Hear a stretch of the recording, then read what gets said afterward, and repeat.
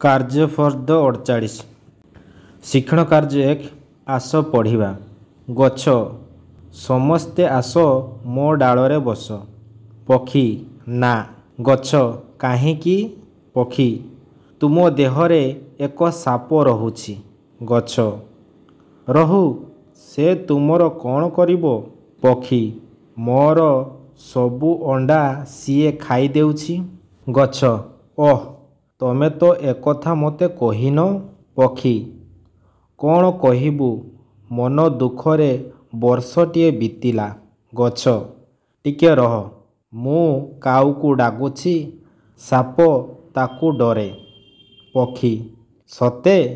ଏତିକି ଉପକାର ଟିକେ କର।